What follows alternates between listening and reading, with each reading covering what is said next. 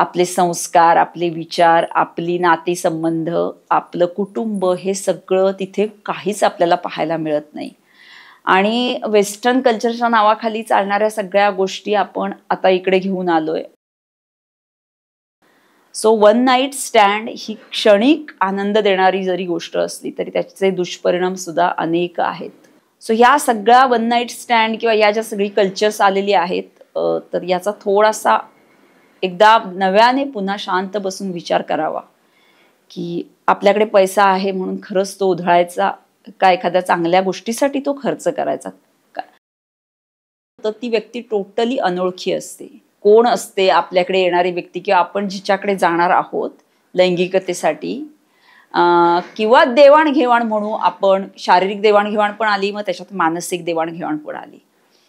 Foreplay आलाच, romance आला, जे काय असेल ते सगळं जे काही आहे शरीराचे क्षणिक चोचले पुरवण्यासाठी आपण एखाद्या अनोळखी व्यक्तीकडे जातो आणि नाईट एन्जॉय करतो.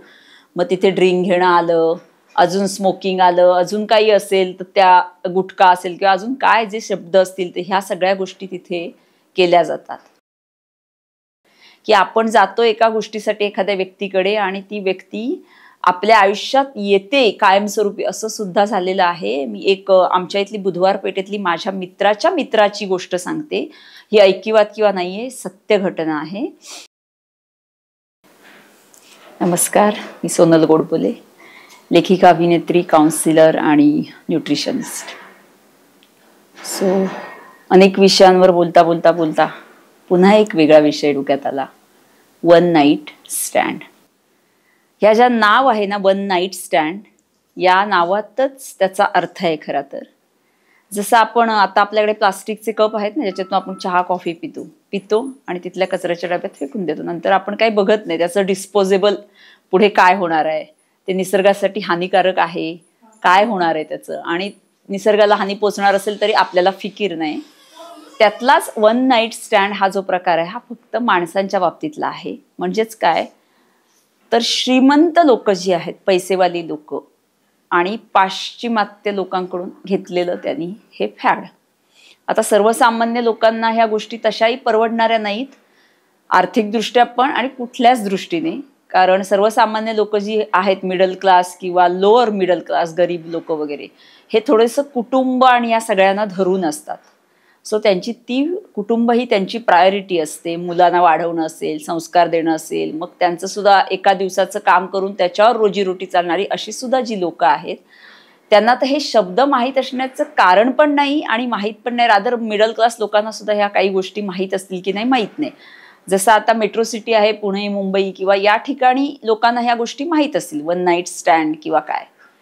पण जनरल जर पाहिलं, ओव्हरऑल आपण एकंदर सगळ्याचा अभ्यास केला तर ही कन्सेप्ट अगदीच नवीन असं म्हणण्यापेक्षा ही बाहेरची, टोटली बाहेरची कन्सेप्ट आहे. यूज अँड थ्रो असं पण आपण त्याचा अर्थ लावू शकतो. की भरपूर आपल्याकडे पैसे आहेत, एक बदल म्हणून, एक नाविन्य म्हणून, काहीतरी नवीन पाश्चिमात्य देशाकडून आलंय तर काय आहे आपण ते करून बघू म्हणून, अशा अनेक गोष्टींनी तिकडचे पुरुष, स्त्रिया याच्याकडे वळल्या जातात. पण जेव्हा वळल्या जातात तेव्हा काय होतं, ती व्यक्ती टोटली अनोळखी असते. कोण असते आपल्याकडे येणारी व्यक्ती किंवा आपण जिच्याकडे जाणार आहोत लैंगिकतेसाठी, किंवा देवाणघेवाण म्हणू आपण. शारीरिक देवाणघेवाण पण आली, मग त्याच्यात मानसिक देवाणघेवाण पण आली. फोरप्ले आलाच, रोमांस आला, जे काय असेल ते सगळं जे काही आहे शरीराचे क्षणिक चोचले पुरवण्यासाठी आपण एखाद्या अनोळखी व्यक्तीकडे जातो आणि नाईट एन्जॉय करतो. मग तिथे ड्रिंक घेणं आलं, अजून स्मोकिंग आलं, अजून काही असेल तर त्या गुटखा असेल किंवा अजून काय जे शब्द असतील ते ह्या सगळ्या गोष्टी तिथे केल्या जातात. आणि हे सगळं केलं जात असताना लैंगिकतेची इच्छा तृप्त त्या क्षणापुरती ती होते, नक्कीच होत असेल रादर. आणि ती झाल्यानंतर जेव्हा ती व्यक्ती परत तिथून निघते तेव्हा ती व्यक्ती टोटली विसरून जातात. बऱ्याचदा काही प्रमाणात असंही होत असेल की त्यांची पुढे जाऊन मैत्री झाली आहे आणि ते नातं कॅरीड फॉरवर्ड झालंय. असंही जर एखाद्याच्या बाबतीत झालं तर तसंही होत असेल कदाचित, किंवा मैत्रीच्याही पलीकडे सुद्धा अशी काही नाती जात असतील. कारण कुठल्या वळणावर कोण आपल्या आयुष्यात येईल हे आपल्या हातात कधीच नसतं आणि आपल्याला माहीतही नसतं की आपण जातो एका गोष्टीसाठी एखाद्या व्यक्तीकडे आणि ती व्यक्ती आपल्या आयुष्यात येते कायमस्वरूपी, असं सुद्धा झालेलं आहे. मी एक आमच्या इथली बुधवार पेठेतली माझ्या मित्राच्या मित्राची गोष्ट सांगते.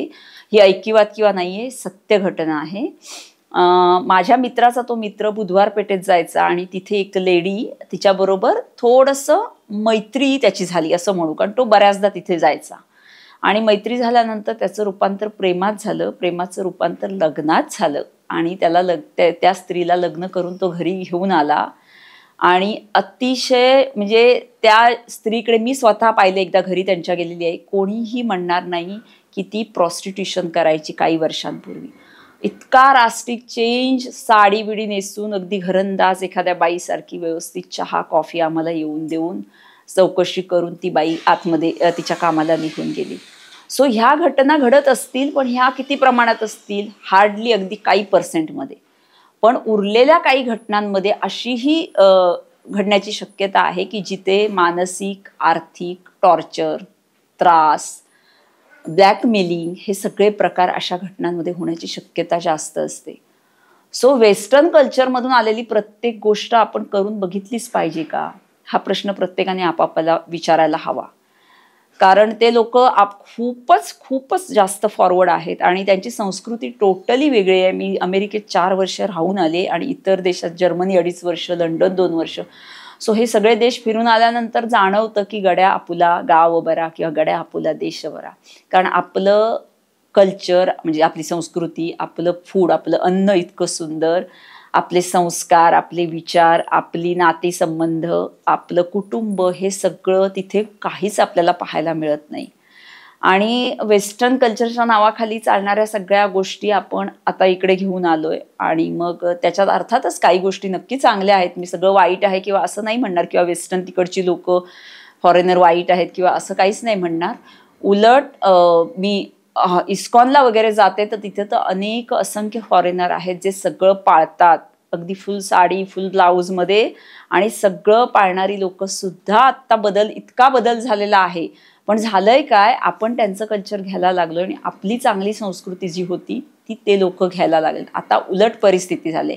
आणि ह्या उलट परिस्थितीत काय होतंय, आपल्याला खूप असं काहीतरी आपण युनिक करतोय, वेगळेपणा करतोय, आपण खूप भारी आहोत, या सगळ्या गडबडीत आपला ऱ्हास होत चाललाय. आपली संस्कृती लोक घेऊन चाललेत बाहेर आणि आपण त्यांची संस्कृती पिझ्झा, बर्गर, अमुक तमुक इथे परत आणलेली आहे. आणि त्याचे दुष्परिणाम ऑलरेडी दिसायला सुरुवात झाली. प्रचंड प्रमाणात वाढणारं कॅन्सरचं प्रमाण असेल, जाडी प्रचंड प्रमाणात. पूर्वी आपल्याकडे ML असे कपडे मिळायचे, दिसायचे, म्हणजे एक्सेल म्हणजे अगदी फार रेअर. आता तर XXL, XXL अशा कपड्यांच्या ॲडव्हर्टाईज आपल्याकडे पुण्यासारख्या सिटीत तरी दिसतात. मला बाकीच्या इतरांचं माहीत नाही.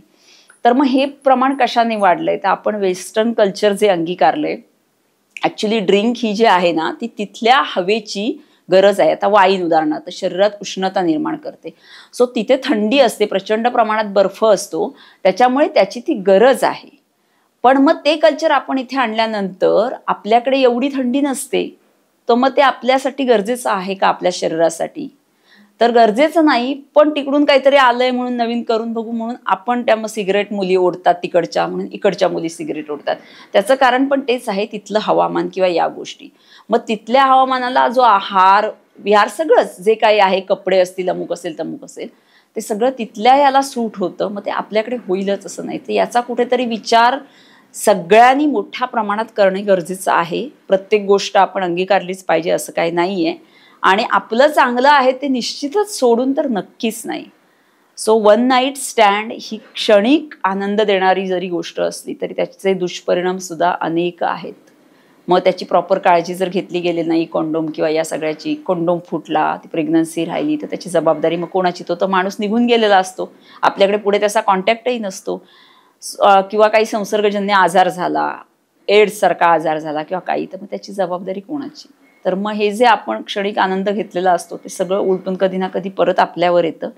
आणि मग पुढे आपली पिढी जी बर्बाद होणार आहे ते आहेच आपल्यामुळेच. आणि सो ह्या सगळ्या वन नाईट स्टँड किंवा या ज्या सगळी कल्चर्स आलेली आहेत, तर याचा थोडासा एकदा नव्याने पुन्हा शांत बसून विचार करावा की आपल्याकडे पैसा आहे म्हणून खरंच तो उधळायचा का एखाद्या चांगल्या गोष्टीसाठी तो खर्च करायचा. कारण आनंद घ्यायला अनेक गोष्टी आहेत, की असं नाही की याच अशा गोष्टीतून फक्त आपल्याला आनंद मिळू शकतो.